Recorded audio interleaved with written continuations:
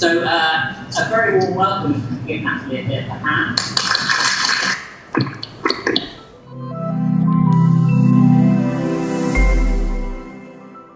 All right, we good? Thank you so much.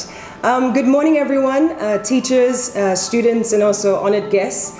First and foremost, I'd like to say thank you to Dr. Browning, Sam, and also Nirmala from the Alumni Relations Office for having me be a part of this momentous occasion this morning.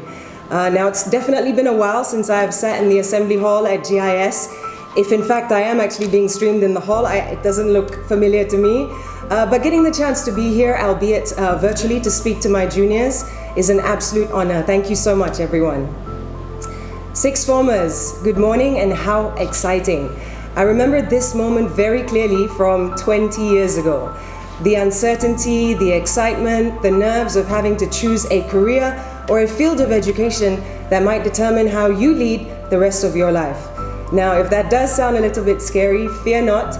I trust the decisions that you make will be the wisest, as you have a team of qualified educators on hand to offer you advice and also guidance at this significant point in your lives.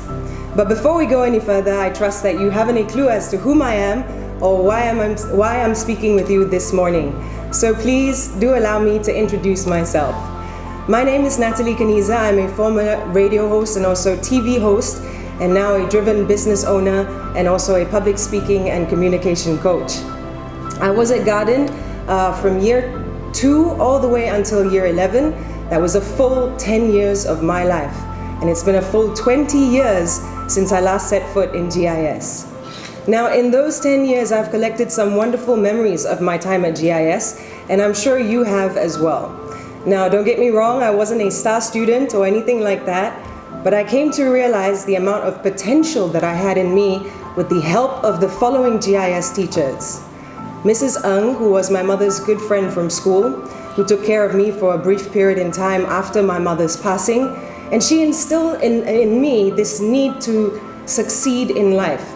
She was also the one who sat me down on her kitchen table, and instead of forcing me to study for the O-levels, she just told me how necessary it was for me to just do well in them. Mrs. Shannon, who was our next door neighbor, she allowed me to build pillow forts in her house, and she challenged me to learn something new every single day. Miss Marsh, who was my art teacher, who made me realize that creativity was a skill and I did not need to be an A-star student in science or maths to be able to get somewhere in life. And Mr. Barnes, who made a subject like biology so fascinating with the way that he taught it, that I knew all it took to make something really boring, interesting, was to look at it from a different perspective, much like life. And of course, the greatest teacher of all, my mother, Mrs. Cheong, who taught me to work hard, speak well, and never to rely on somebody else for my own happiness.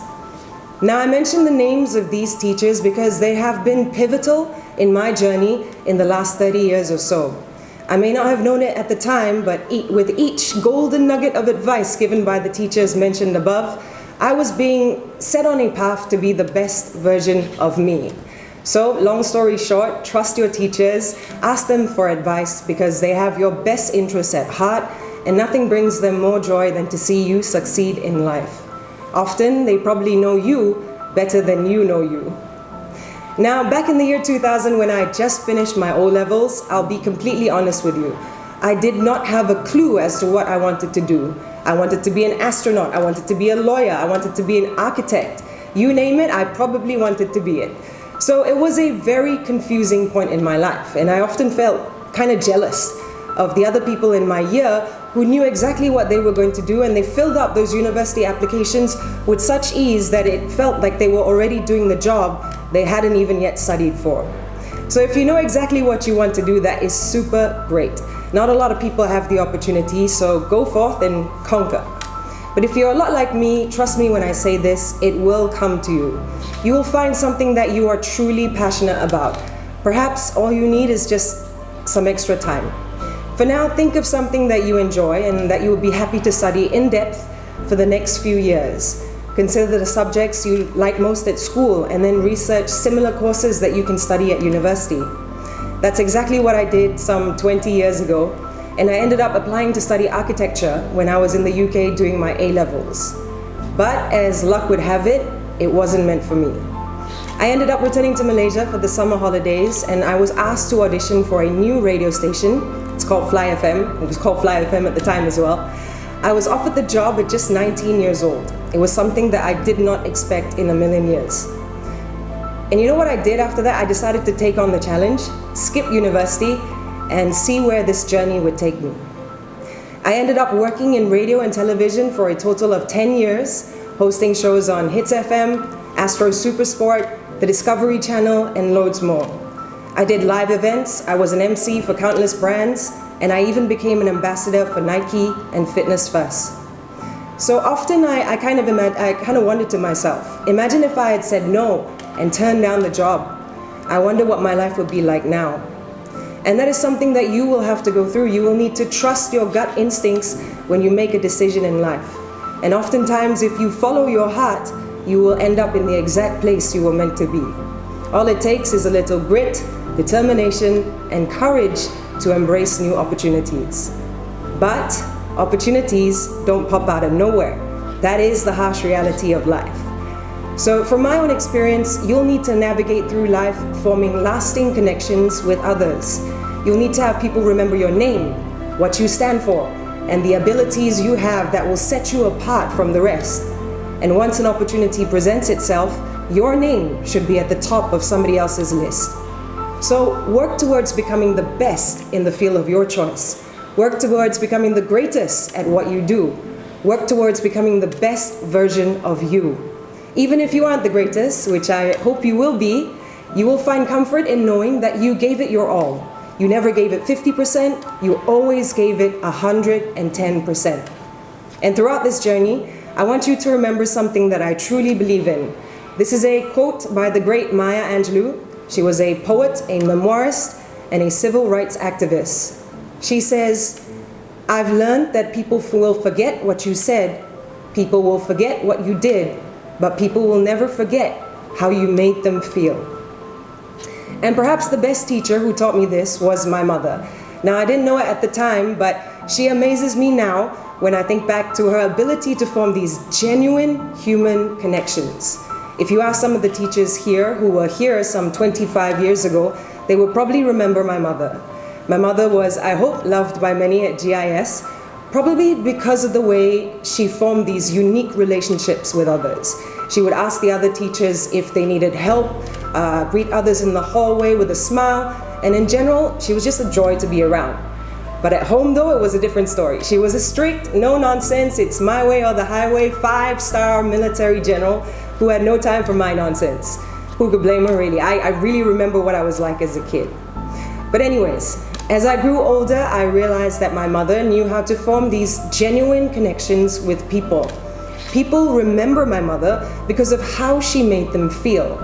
Now, my mother was a single mother and she was my whole life. And when she passed away, I was 14 years old and still studying in GIS. If I remember correctly, half of GIS showed up to the funeral parlor to say their last goodbyes to my mother. I will never forget the feeling of standing up on that podium to say thank you to everyone who attended in a stream of tears because I was just overwhelmed by the amount of love that my mother managed to bring even to her very last day. And I was even more overwhelmed with love when I was told by GIS that I would be allowed to continue with my education free of charge. I will always remember the faith that others had in me to do well. So what I'm trying to say is, besides taking the time in these 2 days to determine what you want to do for the next 5 to 10 years or so, take the time to consider how you connect with other people.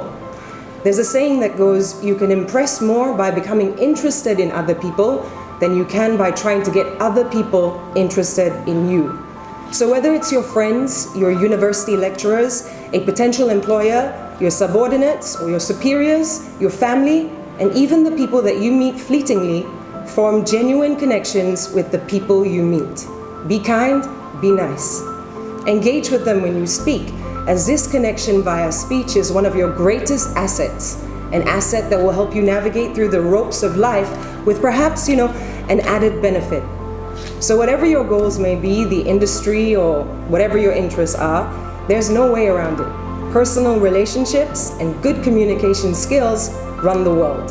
And I do believe that is how I managed to get to this point in my life. When in reality, if you know my story, you would know I started off with nothing much at all. So in closing, I would like to share with you 7 pillars of connecting with absolutely anyone. And I hope that you will remember these pillars and use them throughout the course of your life. So rule number 1 is to be genuine. The only connections that work will be the ones that you truly care about. If you don't have a genuine interest in the person that you're connecting with, it's simple. Just stop trying because they can see it. Rule number 2, provide help. Everyone needs a little bit of help. Oftentimes people never help because they inadvertently want something else in return. So try offering something small if it's in your means to someone. It's really simple. Share a social media post about them, share their project with your community, offer to spread their message through a video. And even if it turns out that you cannot be helpful, the gesture alone is going to stand out. Rule number 3, pay attention. It's impossible to connect with someone if you don't pay attention. And I mean, real attention. For example, if somebody's talking to you, put your phone away and minimize the distractions. Invest genuine time in listening to somebody else. Allow them to share and offer appropriate feedback in return. Listen more than you talk. It works wonders. Rule number 4, offer the reactions that you want to get. When you're listening, it's important to remember to tell the other person what you would want to hear if you were in the same position. So if somebody's complaining, don't say, it's no big deal. Say something helpful or something comforting. Whatever it is, it feels like a big deal to them and you shouldn't brush it off. So be aware of other people's feelings. Rule number 5, connect with all sorts of people. When you're out after uni looking for a job or, an investor for your new startup, most openings are actually filled through networking and referrals. You automatically arrive with credibility when referred by a mutual friend or an acquaintance. So spend more time connecting with your current network of friends, in future your colleagues, and see where this leads you. Rule number 6, smile, smile, smile. People with confidence, they always smile more. Greet others, smile, and ask about their day.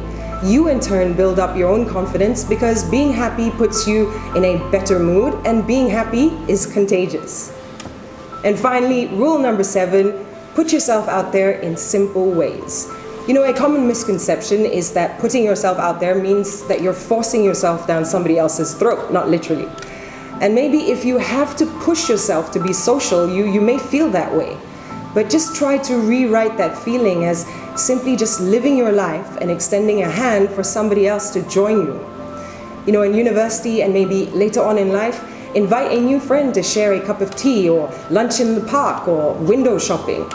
It can be scary to, offer somebody an invite, but don't let the thought of rejection get in your way. Also, don't take it to heart if the person in question passes on your invite. If someone responds with a no thank you, trust that it's not a rejection of you as a person. In many cases, new connections, they begin slowly by the simplest interactions that bring a sense of commonality and also connection. Now, these are the things that in retrospect, I realized were the building blocks as to how I got here today.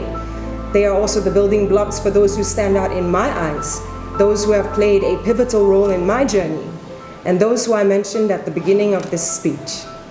So it may or may not be a nerve-wracking time for you today, or you're just super excited to go forth on your journey with university. Whatever you feel, know that you're not alone in this. The entire team of teachers, parents, alumni such as myself, and more are here with you.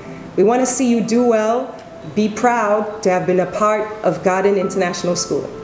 Persevere, do the things you love, be good human beings, and on behalf of all the previous GIS students, we wish you the very best in your future endeavors. Take care and good luck. Wonderful. Thanks so much, Natalie. Really appreciate your kind words and lots of things to think about and words of inspiration there. So thank you so much for giving up your morning to come and chat to our students. Really appreciate it. I appreciate it as well. Good luck, guys. Perfect.